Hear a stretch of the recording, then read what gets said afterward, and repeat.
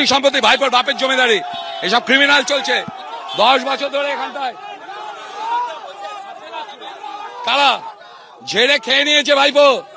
জলের টাকা দেখছে না, কোথাও জল নেই। জল ঘর ঘর জল যে যোজনা ছিল তার টাকা 1 বছর আগে স্যাংশন হয়েছে, সেই টাকা সব খেয়ে শেষ করে দিয়েছে।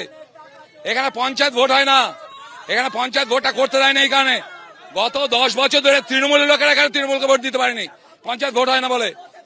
10টা লোককে জোগাড় করুন যা টিএমসি লোক যারা 2018 সালে ভোট দিয়েছে।